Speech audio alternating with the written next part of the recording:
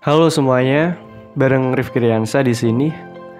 Sampai detik ini, di mana video ini dibuat dan diupload pada channel ini, ada banyak cerita yang pernah terukir dalam sejarah bangsa kita, baik yang suka maupun yang duka.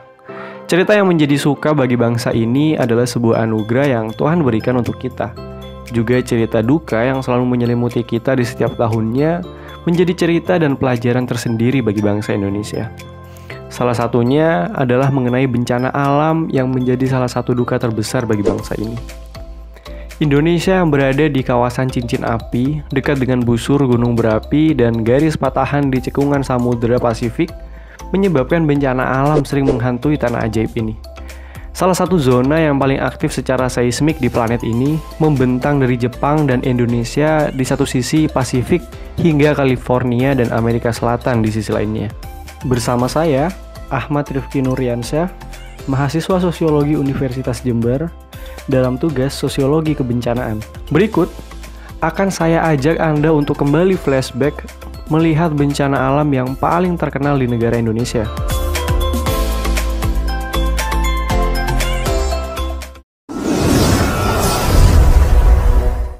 Yang pertama, Gempa Lombok. Gempa bumi terjadi pada hari Minggu tanggal 5 Agustus 2018 pukul 18.45 waktu Indonesia Barat. Berdasarkan informasi dari BMKG, pusat gempa bumi berada pada koordinat 8,37 derajat lintang selatan dan 116,48 derajat bujur timur dengan magnitudo sebesar 7,0 skala Richter pada kedalaman 15 km. Sebelumnya, pada tanggal 29 Juli 2018 dengan kekuatan magnitudo sebesar 6,4 skala Richter dengan kedalaman 10 km. Gempa bumi ini menimbulkan kerusakan berat di Kabupaten Lombok Utara dan Lombok Timur, dan berdasarkan informasi dari BNPB hingga saat korban meninggal dunia akibat gempa ini mencapai 105 jiwa. Badan Geologi mengirimkan tim tanggap darurat gempa bumi dan gerakan tanah ke lokasi untuk melakukan pemetaan dampak gempa bumi, khususnya terkait kerusakan geologi. Tim tanggap darurat menemukan retakan tanah dan longsor di jalan yang menghubungkan Kecamatan Pemenang, Tanjung, dan Gangga, Kabupaten Lombok Utara. Likuifaksi atau pelulukan juga ditemukan di daerah Gangga. Retakan dan gerakan tanah juga terjadi di Kecamatan Sambelia dan Kecamatan Sembalun, Kabupaten Lombok Timur, khususnya di lereng dan sekitar jalur pendakian Gunung Api Rinjani serta perbukitan terjal lainnya. Retakan dan gerakan tanah tersebut dipicu oleh gempa bumi 29 Juli 2018 yang kemudian diperparah oleh guncangan gempa bumi yang terjadi pada 5 Agustus 2018. Ada beberapa fakta mengenai gempa bumi di Pulau Lombok. Yang pertama, gempa susulan berkekuatan 5,6 skala Richter. Tak lama setelah gempa berkekuatan 7 skala Richter mengguncang Lombok, warga kembali dihebohkan dengan adanya gempa susulan sebesar 5,6 skala Richter yang terjadi di Lombok Utara. Gempa yang terjadi pada pukul 19.49 waktu Indonesia Barat itu pun tidak berpotensi tsunami seperti yang sebelumnya. Dilansir dari Merdeka, Sutopo Purwonugroho selaku Kepala Pusat Data, Informasi dan Humas BNPB menjelaskan jika daerah Lombok Barat bagian utara dan Lombok Timur bagian utara berstatus waspada. Itu semua karena adanya peringatan dini tsunami dari gempa 7 skala Richter yang sebelumnya. Yang kedua, peringatan tsunami dicabut. Setelah kemunculan gempa berkekuatan 7 skala Richter yang terjadi di Lombok, Nusa Tenggara Barat, pihak BMKG melaporkan ada peringatan dini tsunami yang mungkin bisa terjadi. Dan benar saja, tak lama setelah itu mereka kembali mengumumkan adanya tsunami yang terjadi di Pantai Carik dan Pantai Badas. Dari pantauan BMKG, tsunami yang terjadi di dua pantai tersebut adalah tsunami kecil setinggi 0,135 dan 0,100 meter. Untungnya, tsunami yang terjadi tidak berlangsung lama. Akun BMKG kembali mengumumkan jika peringatan mereka telah dicabut. Peringatan dini tsunami yang disebabkan oleh gempa 7,0 skala Richter dinyatakan telah berakhir. Yang ketiga, tak hanya di Nusa Tenggara Barat, kerusakan parah juga melanda Bali. Seperti yang sudah disampaikan sebelumnya, gempa bumi yang terjadi di Lombok, Nusa Tenggara Barat juga dirasakan di beberapa tempat yang ada di Pulau Jawa dan Bali. Dan ternyata dampak dari gempa tersebut juga sempat merusak beberapa tempat dan fasilitas umum di Pulau Dewata. Merdeka melaporkan jika gedung parkir sepeda motor di Blok A1 Mall Galeri Kuta Badung, Bali tertimpa reruntuhan bangunan proyek di lantai 4 parkir Mall Galeri. Salah satu pegawai Mall Galeri yang bernama Derta pun menyampaikan jika bagian atas parkir runtuh saat gempa berkekuatan 7 skala Richter terjadi. Yang keempat, total gempa susulan dan korban jiwa. Gempa berkekuatan 5,6 skala Richter yang mengguncang Lombok pada saat itu bukan satu-satunya gempa susulan yang terjadi. Sesuai yang dilaporkan oleh BMKG, hari itu terjadi 230 gempa susulan usai gempa 7 skala Richter yang terjadi. Dari total 230 gempa susulan, setidaknya ada 16 kali gempa yang dirasakan begitu kuat. Kepala Bagian Humas BMKG Haryatmiko mengatakan BMKG memperkirakan gempa bumi susulan masih akan terus terjadi hingga beberapa pekan ke depan.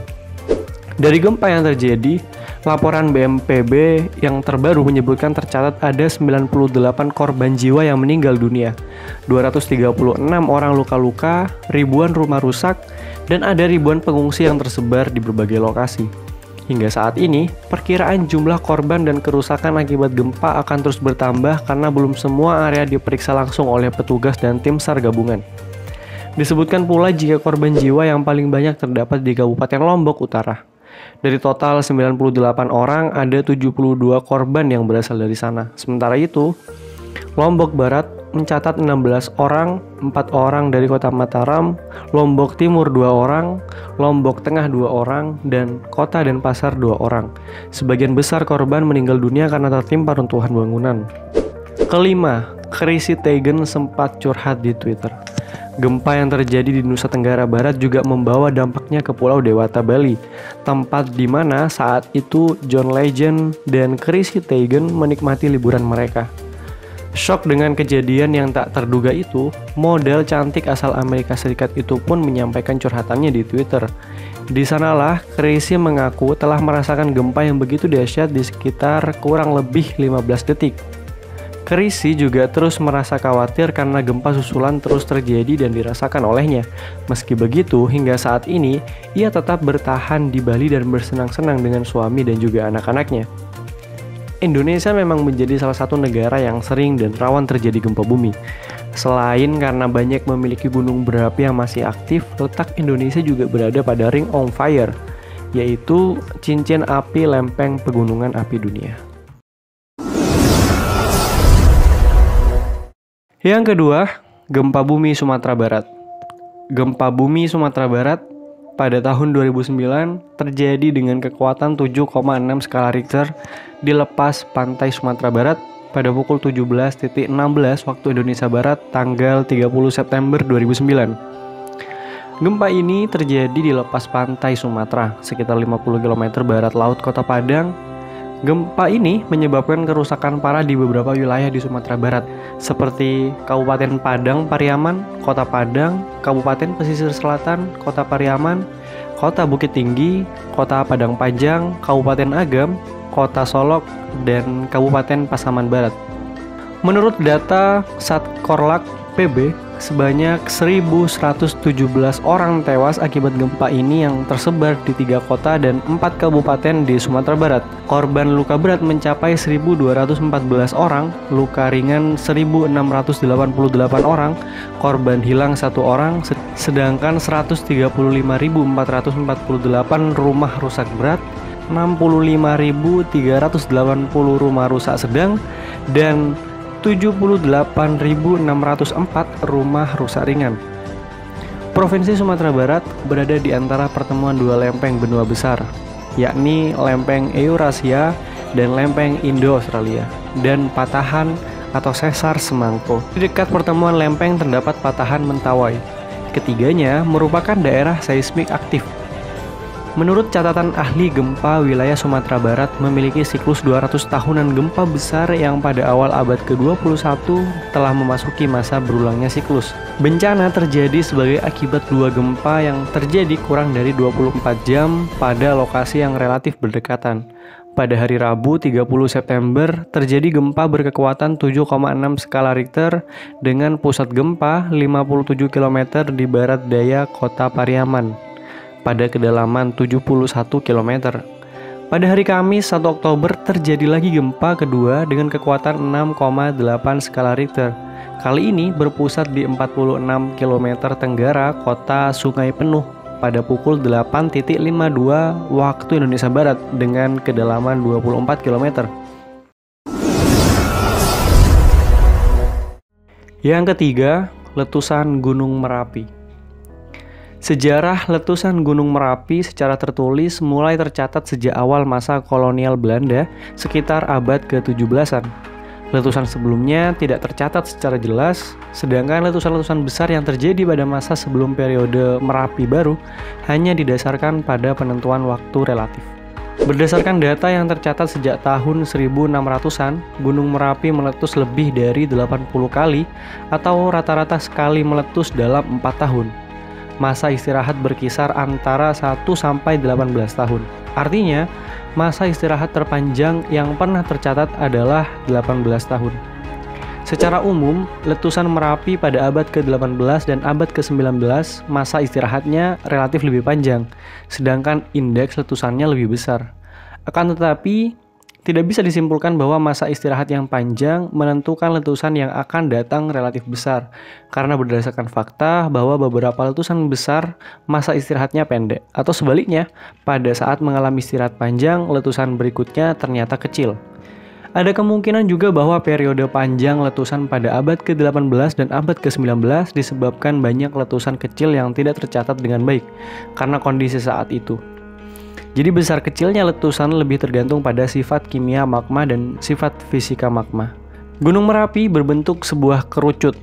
Gunung api dengan komposisi magma basaltik andesit dengan kandungan silika berkisar antara 52-56% morfologi bagian puncaknya dicirikan oleh kawah yang berbentuk tapal kuda, di mana di tengahnya tumbuh kubah lava.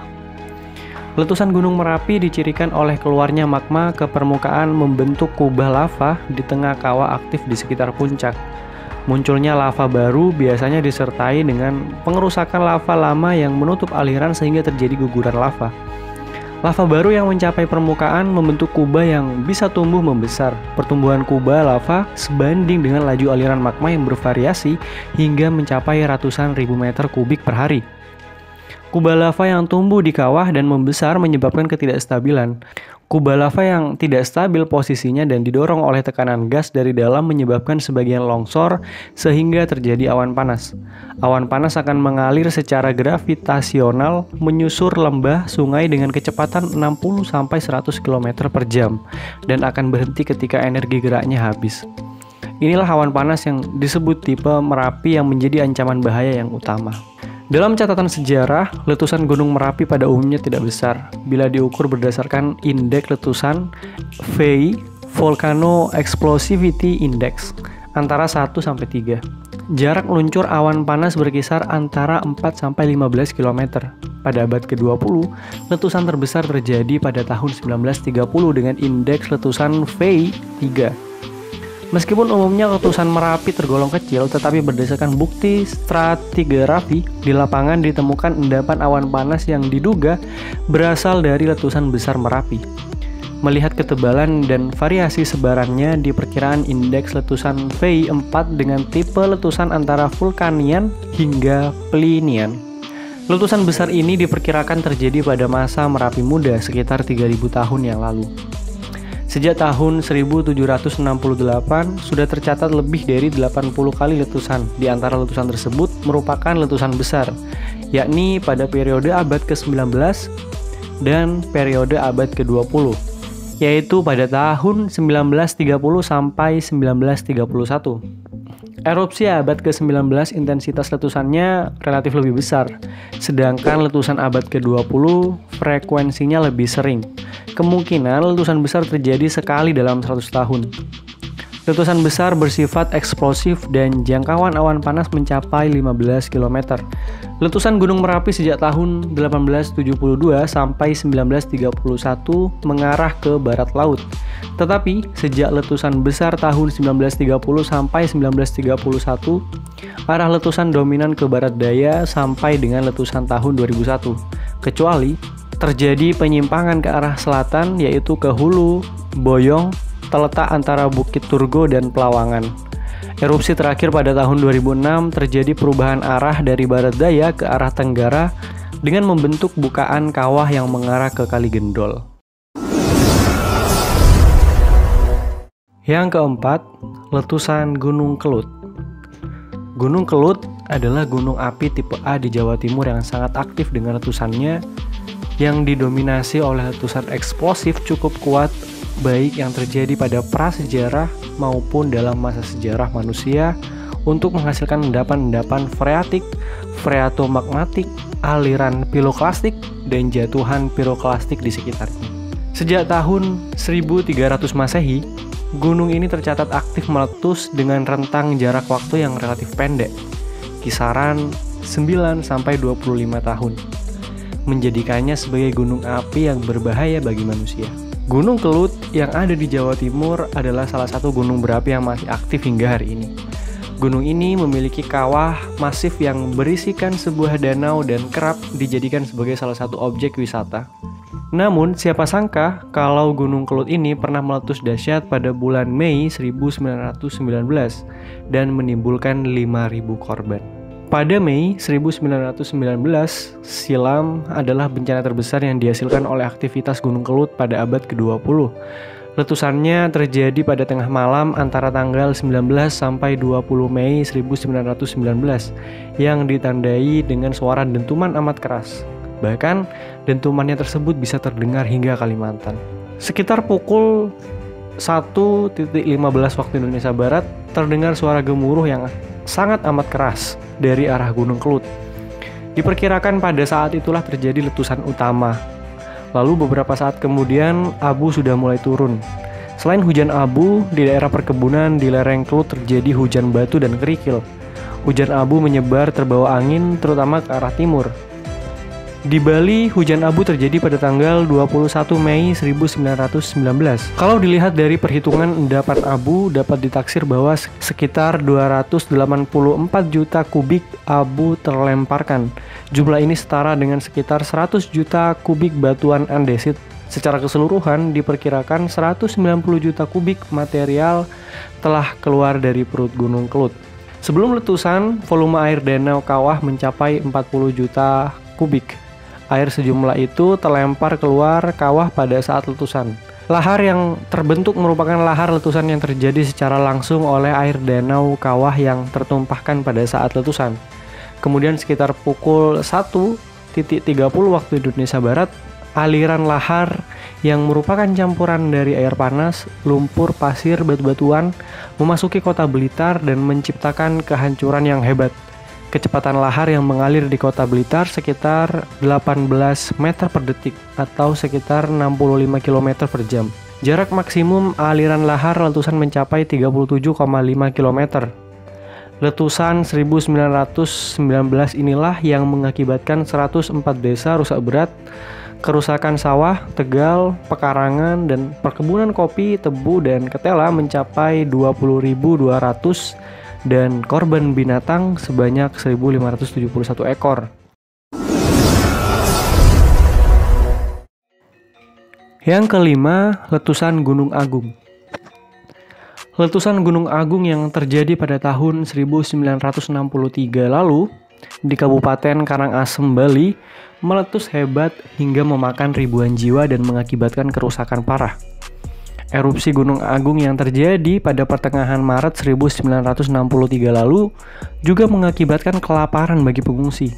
Gunung juga menjadi lokasi sakral bagi masyarakat Bali. Terdapat tempat ibadah sakral umat Hindu yakni Pura Besakih. Mereka mempercayai gunung berapi tertinggi di Bali ini merupakan tempat abadi para dewa. Alasan mendirikan Pura Besakih di sekitar gunung tersebut adalah sebagai tempat perantara para dewa menuju puncak Gunung Agung, yang dipercaya sebagai istana para dewa. Bagi orang Bali, Gunung Agung dipercaya sebagai asal-muasal masyarakat Bali. Itu sebabnya banyak dilakukan upacara adat di sekitar Gunung Agung. Salah satunya adalah Eka Dasaruda. Upacara adat ini dilakukan sekali dalam seabad. Upacara ini diikuti pendeta hingga ribuan umat Hindu dengan naik gunung tersebut menuju Pura Besaki. Ketika Gunung Agung meletus pada tahun 1963, umat Hindu di kawasan gunung tersebut tengah melangsungkan upacara tersebut. Gunung Agung yang sedang batuk dan mengeluarkan material vulkaniknya, masyarakat masih melakukan upacara. Sebelumnya, pemerintah sudah memberi peringatan agar warga mengungsi dari Pura Besaki dan pemukiman sekitar. Letusan hebat tersebut ditandai awan gelap di langit Pulau Dewata. Suara gemuruh yang menggelegar, bahkan terdengar pula desas-desus akan terjadinya kiamat. Akibat letusan ini, 1.148 orang meninggal dan tak kurang dari 296 orang luka-luka. Letusan Gunung Agung kala itu juga mengakibatkan bencana kelaparan bagi masyarakat Bali yang terdampak dari letusannya. Gubernur saat itu, Anak Agung Bagus Suteja, mengatakan terdapat 85.000 pengungsi dan Bali ketika itu tidak memiliki stok makanan untuk mencukupi kebutuhan mereka. Berdasarkan catatan PVMBG, Pusat Vulkanologi dan Mitigasi Bencana Geologi, letusan Gunung Agung dimulai sejak 1800. Track record letusan Gunung Agung dimulai dari 1802, 1821, 1843, dan 1963. Tercatat letusan Gunung Agung itu terjadi pada sejumlah tahun, meliputi tahun 1808 yang membuat gunung itu melontarkan batu apung dan abu vulkanik dalam jumlah yang besar. Sedangkan pada 1821, erupsi kembali terjadi namun tidak sebesar letusan sebelumnya. Untuk tahun 1843, sebelum Gunung Agung meletus terjadi gempa bumi terlebih dahulu, sehingga dalam letusannya mengeluarkan pasir, batu apung, dan abu vulkanik. Yang nomor 6 adalah tsunami Aceh. Pada tanggal 26 Desember 2004, saat itu pesisir Aceh disapuh gelombang tsunami dahsyat pasca gempa dangkal berkekuatan magnitudo 9,3 yang terjadi di dasar Samudra Hindia. Gempa yang terjadi bahkan disebut ahli sebagai gempa terbesar kelima yang pernah ada dalam sejarah. Kejadian itu terjadi pada hari Minggu, hari yang semestinya bisa digunakan oleh masyarakat untuk beristirahat, berkumpul bersama keluarga, dan menikmati libur akhir pekan bersama. Tapi tidak dengan Minggu saat itu. Masyarakat justru harus berhadapan dengan alam yang tengah menunjukkan kekuatannya. Sungguh kuat. Tsunami Aceh didahului gempa yang terjadi pada pukul 7.59 waktu Indonesia Barat. Tidak lama setelah itu, muncul gelombang tsunami yang diperkirakan memiliki ketinggian 30 meter dengan kecepatan mencapai 100 meter per detik atau 360 km per jam. Gelombang besar nan kuat ini tidak hanya menghanyutkan warga, binatang ternak, menghancurkan pemukiman bahkan satu wilayah, namun juga berhasil menyeret sebuah kapal ke tengah daratan. Kapal itu ialah kapal PLTD Apung yang terseret hingga 5 km dari kawasan perairan ke tengah daratan. Bencana kemanusiaan terbesar sehari setelah kejadian, Persatuan Bangsa-Bangsa PBB menyatakan bencana ini sebagai bencana kemanusiaan terbesar yang pernah terjadi. Sejak saat itu, bantuan internasional pun berdatangan untuk menolong masyarakat, termasuk pesawat militer dari Jerman hingga kapal induk milik Amerika Serikat didatangkan ke lokasi bencana. Selang beberapa hari dan proses pencarian korban terus digencarkan, PBB pada 4 Januari 2005 mengeluarkan taksiran awal bahwa jumlah korban tewas sangat mungkin melebihi angka 200.000 jiwa. Jumlah korban dari peristiwa alam tersebut disebut mencapai 230.000 jiwa.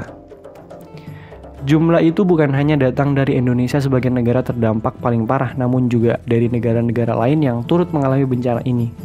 Gempa dan tsunami di minggu pagi itu tidak hanya menimpa wilayah Aceh dan Sumatera Utara, tapi juga wilayah negara lain yang terletak di kawasan Teluk Bengali, mulai dari India, Sri Lanka, hingga Thailand. Sementara di Aceh, bencana yang menghantam begitu kerasnya ini memutuskan semua jaringan listrik juga komunikasi di sana, sehingga kondisi benar-benar darurat. Awalnya ratusan orang sudah ditemukan meninggal. Tidak tahu lagi ada beberapa banyak yang hilang akibat tersapu gelombang, tertimpa reruntuhan, dan sebagainya. Warga yang masih selamat ini pun kehilangan tempat tinggalnya. Jumlahnya bukan hanya ratusan, tapi ratusan ribu. Mereka harus hidup di lokasi pengungsian. Bencana ini sontak menjadi bencana nasional dan menjadi pemberitaan utama media hingga beberapa bulan setelahnya. Presiden ke-6 Susilo Bambang Yudhoyono bahkan menetapkan 3 hari berkabung sebagai bentuk simpati negara dan bangsa Indonesia pada bencana yang melanda. Pemulihan dengan banyaknya bantuan dan perhatian pada wilayah terdampak bencana baik yang datang dari tanah air maupun dunia internasional. Aceh perlahan kembali tertata, tidak hanya secara infrastruktur dan bangunan namun juga perekonomian, juga psikologis masyarakatnya. Pada tahun 2009, didirikanlah sebuah museum untuk mengenang kejadian pilu itu. Museum itu adalah Museum Tsunami Aceh yang terletak di Kota Banda Aceh. Arsitek dari museum tersebut adalah Ridwan Kamil yang saat ini menjabat sebagai Gubernur Jawa Timur. Di dalam museum ini terdapat beragam diorama yang menggambarkan peristiwa, juga daftar nama mereka yang menjadi korbannya. Museum ini bahkan hanya menjadi situs untuk mengenang keganasan gempa dan 17 tahun tsunami Aceh. Namun juga menjadi pusat pembelajaran dan pendidikan kebencanaan bagi masyarakat Indonesia. Saya Rifki Riansah, pamit undur diri dan terima kasih.